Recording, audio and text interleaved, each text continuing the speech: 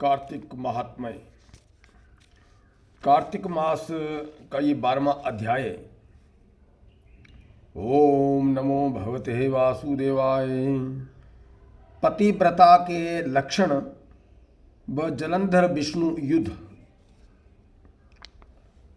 जलंधर की कथा सुनकर राजा पृथु ने देवऋषि नारद जी से पूछा कि हे देवऋषि, पतिव्रता स्त्री के लक्षण क्या होते हैं, उसका आचरण कैसा होता है तथा शास्त्र अनुसार पतिव्रता कौन है।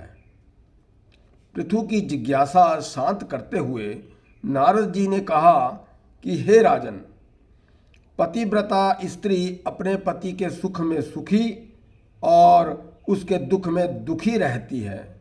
उसका आचरण पति के अनुकूल होता है, जिससे न केवल वह स्वयं बल्कि समाज भी लाभान्वित होता है। वह पितृपक्ष के सम्मान को महत्व देने वाली होती है। पतिव्रता स्त्री पति के सम्मान व संपत्ति की वृद्धि करती है। वृंदा जलंधर की पतिव्रता पत्नी थी। जब जलंधर दैत्यों का राजा बन गया, तब सारे दैत्य जो देवताओं के भय से पाताल में जा छिपे थे, वे वापस पृथ्वी पर निर्भीकता पूर्वक विचरण करने लगे। उसी समय जलंधर ने राहु को देखा, जिसका शीश कटा हुआ था। उसने दैत्य गुरु शुक्राचार्य से उसके कटे शीश का कारण पूछा, तो शुक्राचार्य ने समुद्र मंथन, देवताओं के छल व रत्नों के हरण से संबंधित सारी कथा उसे बता दी। इस तरह अपने पिता समुद्र के मंथन व दैत्य के अपमान की बात सुनकर जलंधर क्रोधित हो गया और घस्मर नामक दैत्य को अपना दूत बनाकर देवराज इंद्र के पास भेजा। दूत ने इंद्र सभा में जाकर अभिवादन आदि न करके कड़क कर कहा कि हे देवराज, मैं अपने महाराज असुरराज जलंधर का आपके लिए एक संदेश लाया हूं।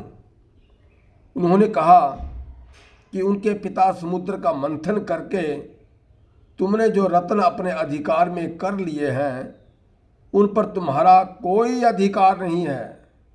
अतः सभी रत्न उन्हें लौटा दो।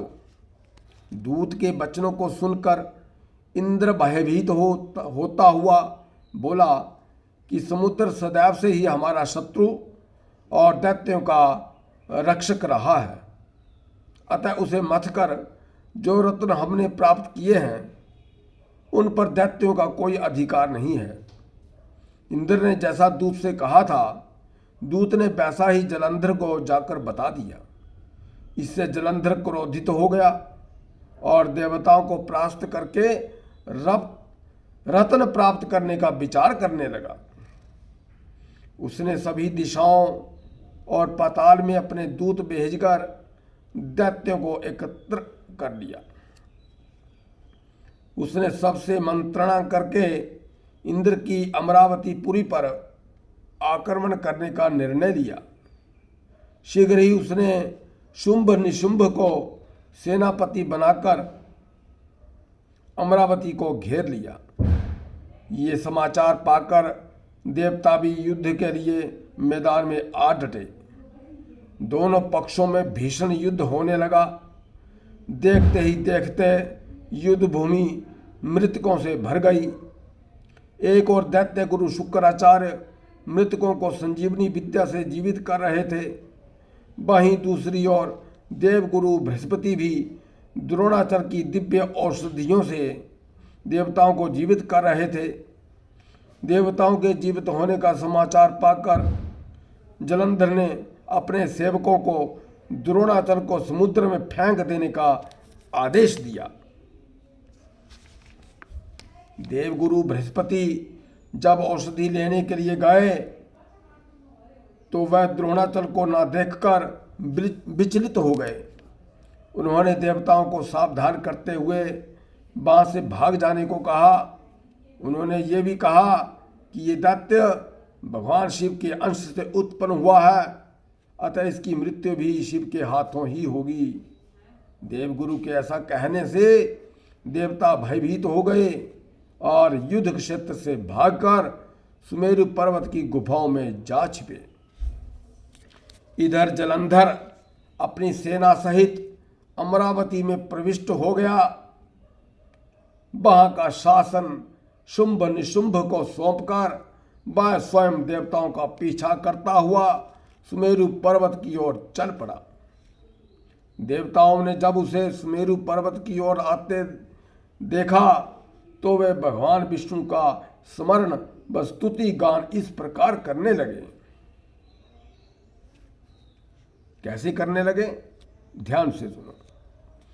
हे भक्त हितकारी, संकट हरने वाले, शंख चक्र गदा पद्म धारण करने वाले, आपको बारंबार नमस्कार है।